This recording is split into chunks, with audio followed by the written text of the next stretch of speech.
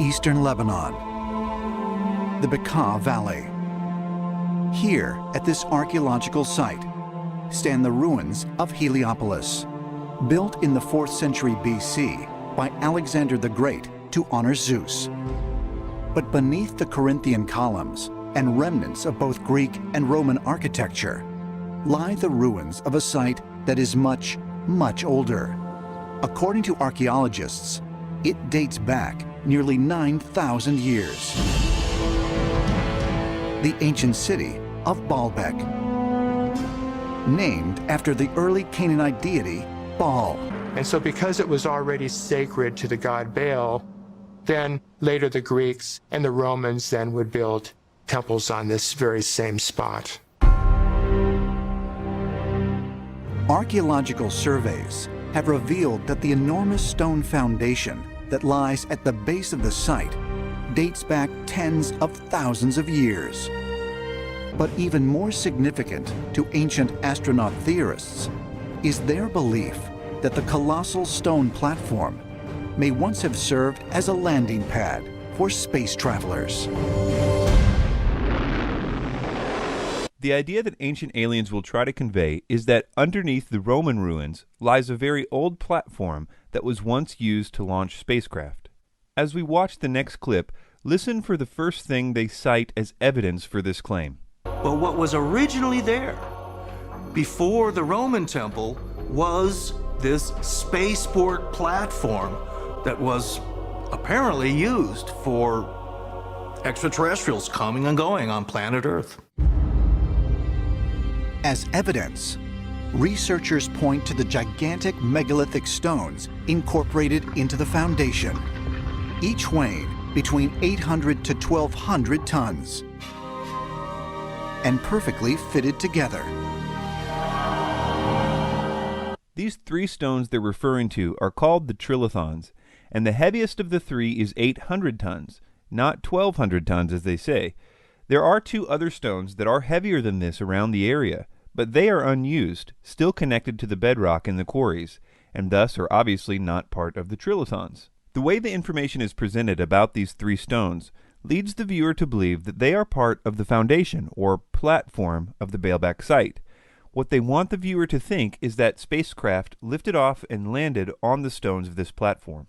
They also claim that these 3 stones cannot be of Roman construction, as the mainstream archaeologists believe, but they say that they were part of the earliest structure at the Baalbek site, and that the Greeks and Romans only built on top of this ancient foundation. And it is true that there was a very old pre-Roman temple at this site, but we will learn more about that later. Our focus at the moment is the trilithon stones. Ancient Alien says that these 3 stones are the real mystery of Baalbek. This is the real mystery of Baalbek, how these stones came to be there, why they were placed there, and specifically how they were transported into place, because some of the stones are of such magnitude that modern machinery is incapable of putting them there, but somehow our ancestors were able to do this. To solve this mystery, we need to first understand that these 3 stones do not form the foundation of Baalbek, as is so often suggested. The trilithon stones lay end to end, or long ways, and are part of the narrow wall on the western end of the complex. They are most certainly not the foundation, nor do they constitute a platform, and it would be very awkward for a spaceship to land on top of them, considering the space on top is so narrow. Ancient Aliens tries to make it seem like no one knows the purpose for these stones, or why they had to be so heavy. But if the moving, hoisting, and setting of such massive stones was so incredibly difficult, then who, or what, placed them there? And perhaps more importantly, why? The truth is that the purpose for this wall is very well known by archaeologists. It was a retaining wall. Retaining wall technology really improved with the Greeks because of the importance of the amphitheater in their culture. Because most amphitheaters were sunken into the ground and surrounded by earth, they needed to construct retaining walls to hold back the soil. Then the Romans came along and basically perfected the practice. The rule of thumb in retaining walls, even today, is the bigger and heavier the stones, the better the retaining wall. Also, the stones needed to be in as big of sections as possible. In other words, huge sections of uncut stone. It's no coincidence that some of the biggest single stones in the ancient world, besides Baalbek, are also used in retaining walls, and by the Romans as well, as we will see. Retaining walls were especially important if there was a lot of soil erosion at the site, or if the platform you were trying to build was on a steep incline. At Baalbek, the platform was built right on the side of a huge hill, so for that reason alone, it would require a retaining wall if they intended to make a large level platform. But if you added to that a soil erosion problem, you would have two very good reasons for a huge retaining wall at Baalbek. So, does the area around Baalbek have a problem with soil erosion? The answer is yes, probably one of the biggest in the world. You can see evidence of soil erosion all around the Baalbek site. The soil from the top of the hill has been sliding down the hill into the valley below for hundreds of years. One of the leading causes of soil erosion is deforestation. If an area that once had trees has been completely cleared of those trees, the rain no longer will have anything to slow down its velocity. Normally, the rain hits tree branches and the thick foliage that accumulates on the forest floor over time. Also, the soil is kept in check by the root systems of the trees, which hold the soil in place. Lebanon has a picture of a cedar tree on its flag. Their trees have been a symbol of pride for literally millennia, the so-called cedars of Lebanon. But the forests have disappeared long ago, as they were one of the only sites for timber in the ancient Near East, and it was massively deforested in ancient times. In fact, the soil shifting is just as bad today in the Bekaa Valley. The UN in 2006 proposed a series of solutions to deal with this now full-scale environmental disaster in the Baalbek region. Homes in the region are being abandoned as their foundations shift and they become inhabitable. But although these proposed solutions by the UN may be new, this problem is an ancient one the Romans would have been well aware of. The massive trilithon stones provided the weight needed to press down and secure the stones in the wall below. This is why you only see these huge stones on one side of Baalbek, the side where the steep slope is. The idea that these stones were part of a platform and were used as a landing pad is something that requires ignorance of the layout of the site in order to believe. Well, what about the age of this wall? Is it from the Roman period of construction, or is it from the pre-Roman Canaanite era? There is a lot of confusion about this point because there was indeed a very old pre-Roman temple on this site. The pre-Roman Canaanite temple was a pretty standard platform and altar, much like other sites built by the Canaanites, which were referred to in the Old Testament as high places. The original site was probably chosen by the Canaanites because it was indeed on a hill, as any good high place should be, but also because it was less than half a mile from the perfect stone quarry. The early versions of this temple, however, did not have a retaining wall. As the different groups added to the site over the years, the site changed drastically. The Romans alone spent 200 years doing construction at the site. Think of that. That would be like starting a construction project in 1812 that only just now came to completion. That's a long time to be working on a project. So yes, Baalbek is built on a very old Canaanite altar to Baal, but the trilithon stones were not part of that site, nor are they part of the foundation as is often claimed. They are part of a very necessary retaining wall. The question still remains, however, about the methods for moving and lifting these stones. Some have suggested that this stone alone weighs in excess of 1,200 tons. How was it moved there? Because obviously it's situated on top of these stone rows that we can find down here, which means that this stone had to be lifted and then set on top of these stones down here. So, did the Romans have the technology to move and lift such stones? Well, all you have to do is look one country over to find out. About the same time the Romans were beginning their 200-year project at Baalbek, another project of similar magnitude was beginning by the Roman client king Herod the Great in 19 BC. Herod, using Roman techniques, renovated the Temple Mount to earn favor with the Jews, who viewed him as a Roman proxy, not a Jew. The expanded version of the temple was double the size of the original, but in order to make this expansion, he had to incorporate part of the hill to the northeast, which meant that he had to construct a massive retaining wall in order to hold back the force of the earth in order to build the massive platform. There is a portion of this retaining wall still standing today, and it contains the second largest set of single stones next to Baalbek. Just like Baalbek, there are several of these stones lined up to form the wall and to provide the weight and size needed to hold back the earth. They call the 4 largest stones the master course.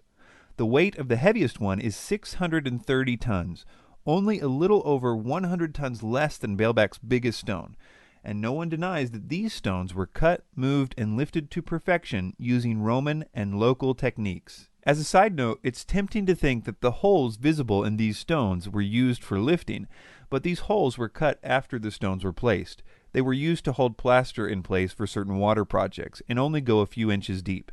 Anyway, is it really logical to believe that the Romans could cut, move, and lift 630-ton blocks for retaining walls just fine, but if you added another 100 tons, it would require alien technology?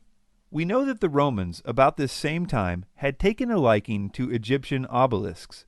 They started dragging these obelisks back to Rome in large numbers, and Rome was hundreds of miles by land and sea from Egypt, whereas Baalbek was less than a mile from the quarry.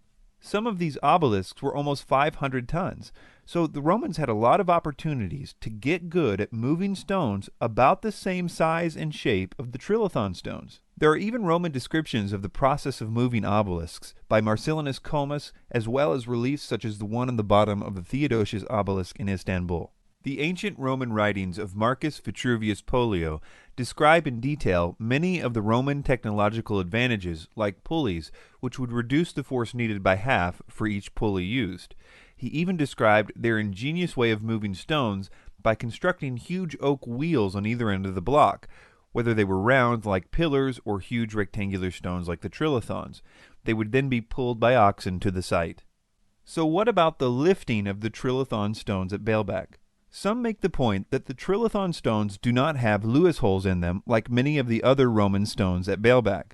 Lewis holes is the name for the holes that the Romans would drill in the stones for lifting with their cranes. Yes, the Romans had cranes, and although their cranes only had a 5-ton capacity, often they would combine many of them together, which would obviously give them a greater capacity. So why don't these 3 stones contain these holes, like all the rest of the stones at Baalbek? Well, first of all, I wouldn't be so sure that they don't. No one has ever seen what is on the ends of these stones. It may very well be that they decided against a straight-up or dead lift of the trilithon stones because of their weight, and instead decided to lift up only one side of the stone. You would really only need to lift it high enough and long enough to get even the smallest brace underneath it, because at that point you would have a number of mechanical advantages and therefore options. For example, watch as this man makes a Stonehenge in his backyard all by himself using a simple counterweight method. I've tried to do this without any mechanical machinery at all. I've used mostly sticks and stones for my equipment. No pulleys, no hoist, no metal levers. Just try to use gravity too, I believe is my favorite tool. Whoop. The first goal is getting this block 3 feet off the ground. In order to move it up to this point, I just rock the block back and forth, adding weight to that end, and that opens a gap on this side, and just slide a board in. Then I add the weight to that end, there she goes, and slide a board in on this end. This shoring box acts like a jack, slowly raising the block. But it's not really even necessary for them to have been lifted. A French paper written by Jean-Pierre Adam meticulously details how the stones could have been moved using the specifications provided by Marcus Vitruvius Pollio by constructing roads underneath the stones on rollers, and the roads were raised to lead to the exact place of their placement, which was easy at Baalbek because of the terrain, so it wouldn't require any lifting, and then using man-powered drums and a system of capstans to pull the stones along the road. This method would have only required 144 workers to accomplish. It's also helpful for people to remember that the largest stone ever moved in the world is the so-called Thunderstone in Russia, moved in the 1700s using no modern equipment. This stone is 1.5 tons larger than the largest trilithon stone, and we know that moving it didn't require any alien technology. Well, what about this claim? What's really interesting about Baalbek is it's always been known as the landing place.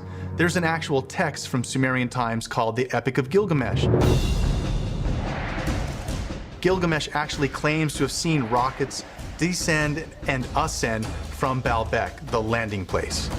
These claims come directly from the writings of Zecharia Sitchin, and they are totally untrue.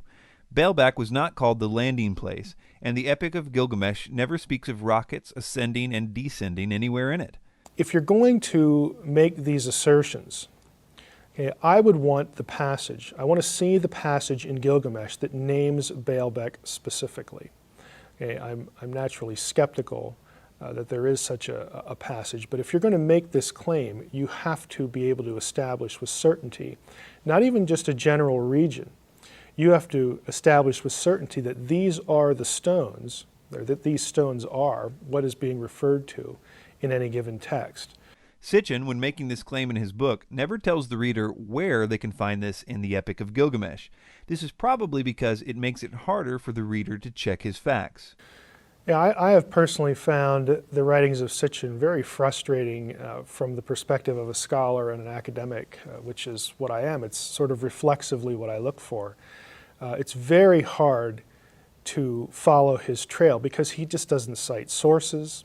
Even if he cites a source, for instance, an ancient text, he doesn't give you sort of the chapter and verse. He doesn't give you the tablet numbers, the line numbers, and I have to look at it and say it's either really lazy or he doesn't want you to be able to check up on him. It's one or the other. I will link the actual section of the Epic as well as a link to the online resources to check the Sumerian text for yourselves at the website ancientaliensdebunked.com. Nowadays, all the Sumerian tablets, including their own dictionaries, are searchable online. Yes, the Sumerians wrote their own extensive and detailed dictionaries, so we don't have to trust Sitchin or anyone else. We can basically just ask the Sumerians what they thought a word meant. And it becomes painfully obvious to anyone that cares enough to look that Sitchin was at best totally incompetent as a translator, and at worst a scam artist. See SitchinIsWrong.com to begin your journey in losing any confidence in the so-called translations of Zecharia Sitchin. In conclusion, the Trilithon stones are part of a necessary retaining wall, not a foundation, and such walls were common to the Greeks and Romans. The retaining wall was not part of the simple, original, much smaller temple at Baalbek, and we know from other retaining walls of similar size, built by the Romans at the same time and in the same area, that they were more than capable of moving and placing stones of that size and shape, also evidenced by their ability to move obelisks. This is especially true if you gave them over 200 years in which to do it.